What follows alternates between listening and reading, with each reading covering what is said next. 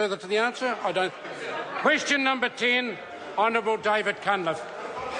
Thank you, Mr. Speaker. Order. I've called the Honourable David Cunliffe.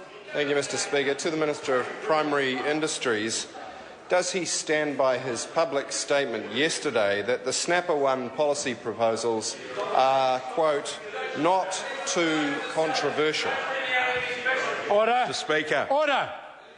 Honourable Nathan Guy. Yes, in the context it was given, there is nothing controversial about ensuring the sustainability of our most valuable inshore fishery. I do acknowledge that some aspects, in particular the option to reduce the bag limit to 3, are controversial. But that is why I have publicly stated that that option is unlikely to proceed and why I will be taking any decision I make to Cabinet. Mr. Speaker. Supplementary question, Honourable David Cunliffe. Given that answer, would the Minister like to tell the House how many emails and submissions he and his office have received to the nearest 10,000 and why he is not listening to either them or the thousands of angry fishos that have turned up in places like Tauranga, Thames, Hamilton, Whakatane, Kaikoai, Whangarei, Warkworth, North Shore, Bucklands Beach, Te Aratu and so on? We've all got the gist of the question. The Honourable Nathan Guy. Mr. Speaker, I am listening. That's why on Friday, when the consultation period closes, my officials will be summarising all the submissions with some advice and then I will make a decision. Supplementary question, David Bennett. Supplementary question to the Minister. What comments has the Minister seen on Snapper 1 policy proposals? Honourable Nathan Guy. Mr. Speaker, I have seen a range of comments on this consultation proposal, including, I quote, "I congratulate the government for running their policy on this as well as putting out a review." Close quote. That comment was from David Shearer last night at a public meeting in Auckland, and I thank Mr. Shearer for acknowledging the process that the government is going through. Order. Order. Order. Supplementary question, the Honourable David Cunliffe. Mr. Speaker, to the Minister, in seeking to hide behind the argument that he's not yet made final decisions, is he aware of section... Mr. Speaker. Order. Mr. Speaker. Would the member again ask the question without the inference at the start? Thank you, Mr. Speaker. Mr. Speaker, given that the Minister is using the defence that he has not yet made final decisions, is he aware that section 5.12F of the Cabinet Manual requires that all discussion documents must be taken to Cabinet prior to their release or consultation? Or does he think that John Key, his Cabinet colleagues and backbenchers like Scott Simpson, David Bennett, Mike Sabin and Mark Mitchell would agree that his failure to consult the Cabinet or the caucus... Order. The question is substantially too long. It has now been given and can be answered by the Minister. Mr. Speaker, no decisions have been made. Yes, it was. Yes, it was. Yes, it was. Point of order. Honourable The David Minister Cunliffe. has not begun to address the question, which was whether... Order. Mr. Speaker, I haven't made the point of order yet, Mr. Speaker, with respect. The member will resume his seat. And if the member wants a specific answer, then he can go to his office and do a far better job at drafting a question than he did on that occasion. Supplementary question, Te Ora Flavel. Thank you, Mr. Speaker. Kia ora tātou. To the Minister, has he investigated the impact of the various options on Maori families in Area 1 whose traditional lifestyles are sustained by fish they catch as recreational fishers? If not, why not?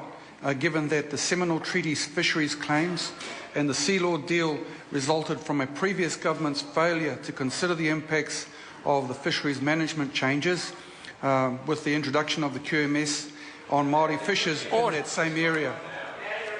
Honourable Nathan Speaker, Guy. I can assure the member I will be taking into account the impact of any decision that I make on families in the particular area, including the impact on Maori families. And the member makes a very good point about ensuring that those whose lifestyle depends on catching fish can continue to do so for generations to come. This is what the consultation is all about. Supplementary question, Brendan Horan. Thank you. Order. Thank you, Mr Speaker. In considering the Snapper 1 proposals, has the Minister consulted with the Maori Council? If not, why not? Honourable Nathan Guy. Mr Speaker, I specifically haven't consulted with the Maori Council, but I can't answer who my officials have consulted with. Supplementary question, the Honourable David. Mr Speaker. Order, I apologise. Point of order. Sir, I asked if not, why not?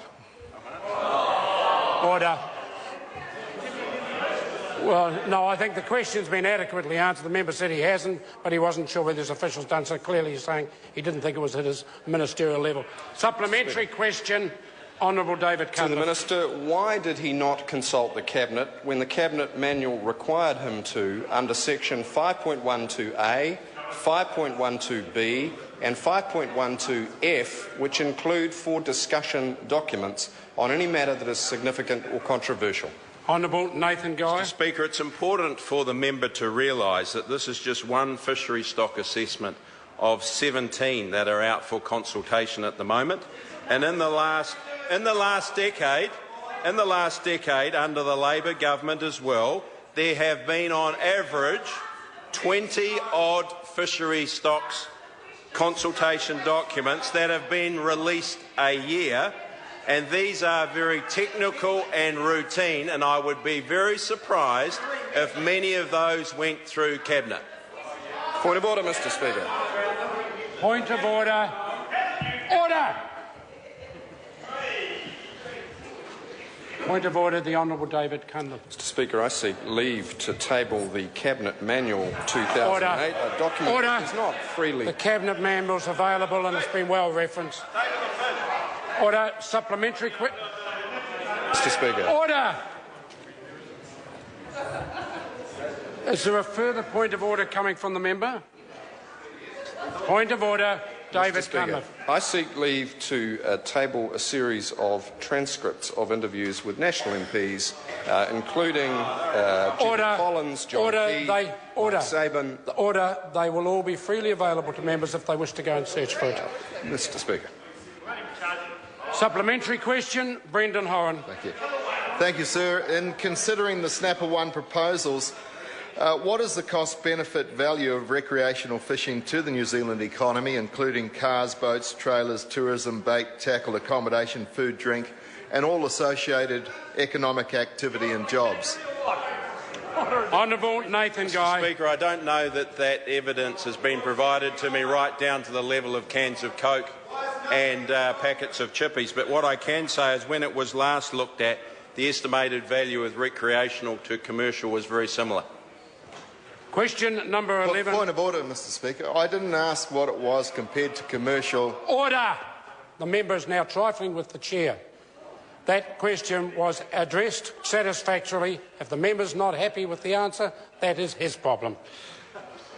Question number 11, Eugenie Sage. Thank you, Mr Speaker. My question is to the Minister for the Environment and asks, when she said, "I think we can point to any